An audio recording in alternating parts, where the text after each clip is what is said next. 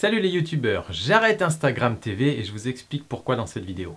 Alors ceux d'entre vous qui me suivent sur Instagram et qui donc du coup se sont abonnés au flux Instagram TV que je postais là-bas, se sont rendus compte que ça fait déjà plusieurs semaines voire plusieurs mois que je poste plus de vidéos dessus, même si j'en ai publié une quinzaine ou une vingtaine.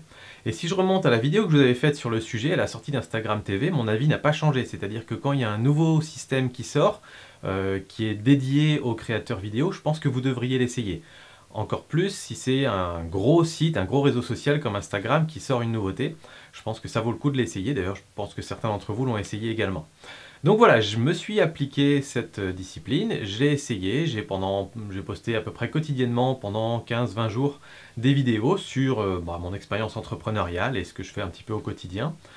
Et en fait j'arrête pour deux raisons. La première raison c'est que la plateforme pour moi ne répond pas à ce qu'ils promettent.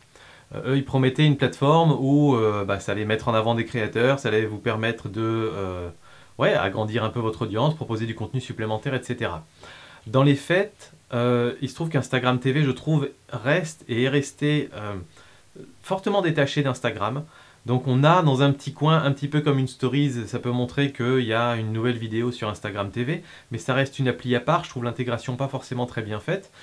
Donc c'était pas évident pour les gens qui me suivent sur Instagram d'aller voir les vidéos Instagram TV. Donc dans ce sens-là, déjà je trouve que ça fonctionnait pas forcément très bien. Et dans l'autre sens, j'ai pas le sentiment que ça m'ait rapporté une audience supplémentaire. J'ai pas le sentiment qu'il y ait des personnes qui m'aient découvert par le biais d'Instagram TV, ce qui pour moi était l'intérêt principal. Quand on est sur YouTube, c'est l'un des intérêts principaux de la plateforme, c'est qu'on peut poster du contenu et qu'il y ait des personnes qui nous découvrent grâce à l'action de la plateforme, qui va nous suggérer, qui va répondre à des champs de recherche, etc. Sur Instagram TV, pas de champ de recherche, donc on compte uniquement sur les suggestions. Et moi-même, en consommant des vidéos sur Instagram TV, je me suis rendu compte qu'on me suggérait des trucs qui n'avaient rien à voir avec ce qui m'intéressait. On allait me suggérer des vidéos américaines de gens qui dansent dans leur cuisine, alors que je m'intéresse à du contenu un peu tech en français sur la photo et l'informatique, quoi. Donc ça n'allait pas, ça collait pas, et j'étais un petit peu déçu de cette expérience-là.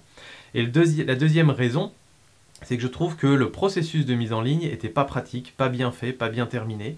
Le fait que par exemple il faille tourner la vidéo puis ensuite la prendre de son téléphone pour aller l'uploader sur Instagram TV, où en général 2 fois sur 3 ça merde et donc il fallait recommencer. Je trouvais ça difficile, compliqué, et donc j'ai pas forcément aimé. Le format vertical pour moi me dérangeait pas plus que ça, et voilà, le process était lourd, était pas forcément très pratique. Donc j'ai gardé cette activité de petit journal quotidien, parce qu'en fait je trouve cette idée sympa, et en tout cas moi ça me fait du bien. Donc je le fais pas au quotidien, mais je continue à le faire, et maintenant je le poste sur une vieille chaîne YouTube que j'avais et que j'ai déterrée, qui s'appelle Sylvain monte sa boîte.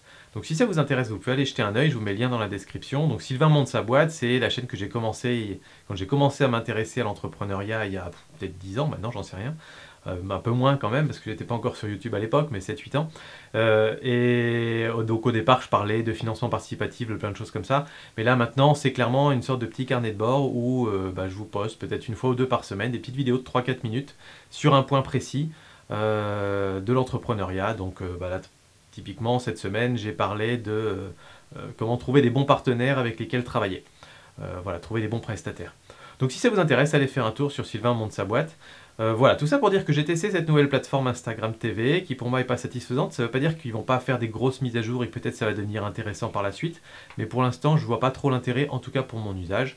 Voilà, donc la chaîne YouTube pour moi correspond mieux à ce que je cherche, parce que je vous dis, c'est un petit journal de bord, donc il faut que ce soit le plus simple possible. Sur la chaîne YouTube, ma petite chaîne Sylvain monte sa boîte, je peux tourner en live. Donc je me mets en live, je tourne, je fais ma vidéo, elle est en ligne, j'ai juste à mettre un titre, la miniature est prise toute seule. C'est super simple et c'est plus simple qu'Instagram TV pour moi. Et à côté de ça, peut-être qu'il y a des personnes qui me découvriront par ce biais-là. Voilà, donc si vous y allez, vous attendez pas à du super contenu, c'est du live, tourné en 3-4 minutes, en improvisation, il n'y a pas de miniature, etc. C'est pas le but. Mais si c'est du contenu qui peut vous intéresser, allez y faire un tour et j'espère que ça vous plaira. Voilà, moi je vous dis à très bientôt pour d'autres vidéos. Ciao les youtubeurs.